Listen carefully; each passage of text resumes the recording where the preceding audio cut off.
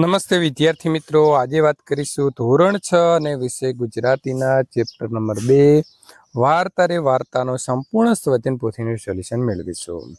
વિદ્યાર્થી મિત્રો, સ્વધ્યાયન એટલે જાતે સોલ્યુશન કરવાનું છે અને ત્યારબાદ તમે જવાબો અહીંથી જોઈ શકો છો.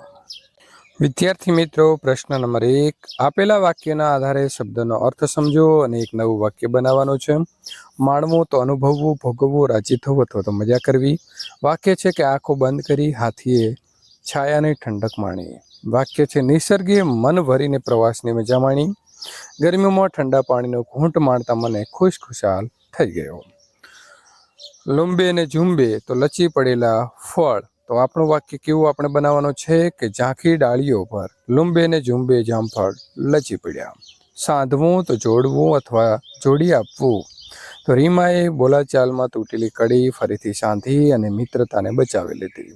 છાતીપુર તો છાતી સુધી આવે એટલું. પટેલભાઈ છાતીપુર વરસાદમાં ખેતરની અંદર કામ કરતા હતા. તોર તો અહંકાર અથવા તો મિજાજ. તેણે તોરના ઘમંડની અંદર સચોટ સલાહ પણ અવગણી દીધી. પ્રશ્ન નંબર 2, રેખાંકિત શબ્દ સમૂહ માટે લાગુ પડતો રૂઢિપ્રયોગ લખો. ભાવતા ગુલાબજાંબુ જોઈ જયેશના મોંમાં લાળ છૂટી. તો મોંમાં પાણી છૂટવું. ભયાનક આગની લપેટમાં ઘણી પાયમાલી થઈ ગઈ. તો ઘાણ નીકળી જવો. ક્યારેક વધુ પડતી મજાક કરવા જતાં ખરાબ પરિણામ આવે છે. તો હસવામાંથી ખસવું થવું. આખરે રાવણનો ગર્વ પણ ઓગળી ગયો હતો. તો અભિમાન ઓગળી જવું. બગીચો જોઈ બાળકો આનંદમાં આવી ગયા. તો ગેલમાં આવી જવું. પ્રશ્ન નંબર 3, ઉપરોક્ત પ્રશ્ન 2ની અંદર તમે લખેલા રૂઢિપ્રયોગને લગતું વાક્ય એકમમાંથી શોધીને લખો અને આ જ રૂઢિપ્રયોગનો ઉપયોગ કરી બીજું એક વાક્ય બનાવો. તો મોંમાં પાણી છૂટવું. તો પાઠનું વાક્ય છે કે કેરી પણ કેવી, ખટમધુરી અને મોંમાંથી પાણી છૂટે એવી. જાતે બનાવેલું વાક્ય શું છે કે પાણીપુરી જોઈ મારા મોંમાં તો પાણી આવી ગયું. ઘાણ નીકળી જવા. તો પાઠનું વાક્ય છે કે બિચારી કાગડીના ઈંડાનો ઘાણ નીકળી ગયો. ભૂકંપ આવતા અમારા જૂના મકાનનો ઘાણ નીકળી ગયો. હસવામાંથી ખસવું થવું. જોરના તોરમાં હું વિવેક ભૂલતા હસવામાંથી ખસવું થઈ ગયું. બંને મિત્રોને રમતા રમતા હસવામાંથી ખસવું થઈ ગયું. અભિમાન ઓગળી જવું. તો એ પસ્તાવામાં હાથીનું અભિમાન ઓગળી ગયું. બીજું વાક્ય છે કે સાયકલની રેસમાં મોહન હારી જતા તેનું અભિમાન ઓગળી ગયું. ગેલમાં આવી જવું.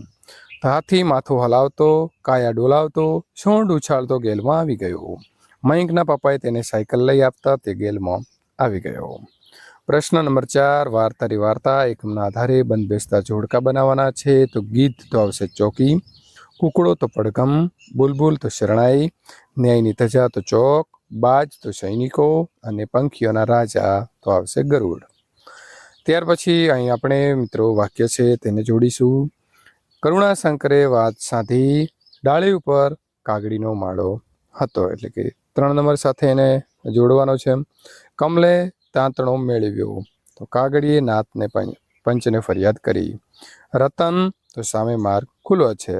તંજી તો સેનાપતિએ બાજ સૈનિકોની ટુકડી સજ્જ કરી. ને કપિલ તો સરોવરના છાતીપુર પાણીમાં હાથી ઊભો છે. આપેલી વિગત કયા પાત્રને લાગુ પડે છે તે લખો. રસદાર અને કસદાર કેરી ખાઈ ખુશખુશાલ થઈ ગયો. તો હાથી આવશે. કડડ કરતી તૂટેલી ડાળ પર માળો હતો. તો કાગડીની ફરિયાદનો સ્વીકાર થવો જોઈએ અને હાથીને જરૂર સજા થવી જોઈએ. પંખીઓના રાજા ગરુડ. કાગડીને પંખીઓ રાજાના દરબારમાં લઈને જાય છે. તો નાતનો મુખી. હાથી પર ચારે બાજુથી હલ્લો કર્યો. તો બાજ સૈનિકોની ટુકડી. ભાઈએ કરેલી ગંભીર ભૂલનું એને ભારે દુઃખ હતું. તો હાથી. કબૂતરીની વાત સાંભળી હાથીની ભૂલને માફી કરી. તો પંખીઓનો રાજા ગરુડ. જે સાચા જવાબ વિકલ્પ સામે ખરાની નિશાની કરવાની છે. હર્ષદે વાત ઉપાડી લીધી એટલે શું? તો હર્ષદે વાત આગળ શરૂ કરી. હાથી ઠંડે કલેજે ચાલતો થયો. તો હાથી લાગણી કે સંકોચ અનુભવ્યા વગર ચાલતો થયો. કાગડીના સર્જનોએ પણ સાથ પુરાવ્યો. તો સર્જનોએ કાગડીની વાતને ટેકો આપ્યો. હાથીના રંગમાં ભંગ પડે છે. તો હાથીની મજા જે છે તે બગડે છે. કાગડી આ વાત કોને કહી શકે તે લખો. મેં મારા ઈંડા ફોડીને સારું નથી કર્યું. તો એ હાથીને કહે છે કે તે મારા ઈંડા ફોડ્યા એ સારું કર્યું નથી. તમારી સમક્ષ મારી ફરિયાદ લઈને આવી છું. તો પંખીઓના રાજા ગરુડને. નાતના પંચ સમક્ષ ફરિયાદ કરવા તમારે મારી સાથે જ રહેવું પડશે. તો તેના સૌજનો અથવા તો અન્ય કાગડાઓને. આ ડાળી ઉપર અમારો માળો હતો તો હાથીએ કોઈ પણ કારણ વગર મારા ઈંડા ફોડી નાખ્યા છે. તો પંખીઓના રાજા ગરુડને આ હાથીને સજા થવી જોઈએ. તો પંખીઓના રાજા ગરુડને પ્રશ્નોના જવાબ આપીશું. હાથી સાથી ગેલમાં આવી ગયો. તો હાથીએ રસદાર કસદાર ખાટી મીઠી કેરીઓ ખાધી અને ઠંડકનો અનુભવ થયો. એ ખૂબ ખુશ થયો અને આનંદના આવીને ગેલમાં આવી ગયો. હાથીએ ગેલમાં આવીને શું ભૂલ કરી? તો હાથીએ ગેલમાં આવીને આંબાની એક ડાળી કે જેના ઉપર કાગડીના માળાના 3 ઈંડા હતા તેને ફોડી નાખ્યા. નાતના પંચે કાગડીને શી ફરિયાદ કરી? તો નાતના પંચે કાગડીની ફરિયાદ સાંભળી અને તેને પંખીઓના રાજા ગરુડના દરબારમાં લઈ જવાની મદદ કરી. ત્યાં કાગડીને ન્યાય મળવો જોઈએ એવી માંગ કરી અને તેના તરફથી સમર્થન આપ્યું.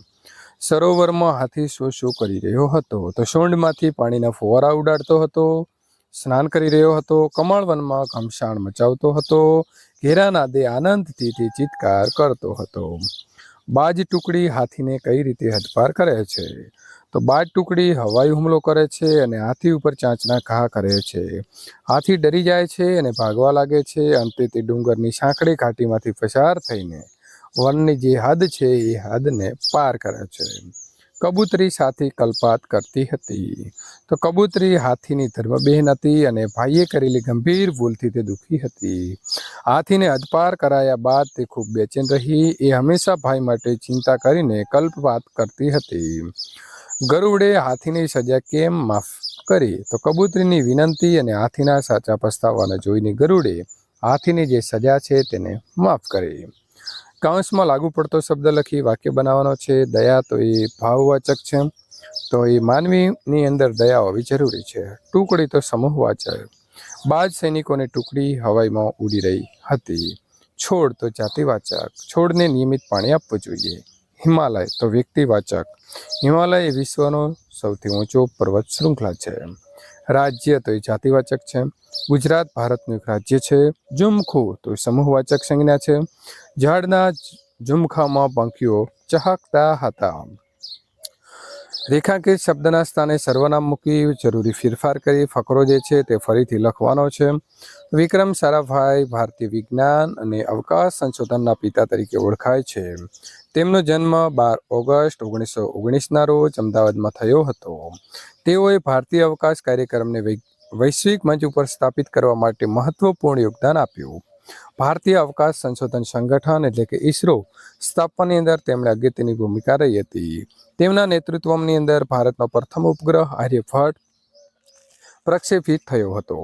તેઓએ અંગ્રેજી શિક્ષણ અને સંશોધનની અંદર વિશાળ પ્રગતિ કરી અને માનવતાના કલ્યાણ માટે વિજ્ઞાનનો ઉપયોગ પ્રોત્સાહિત કર્યો.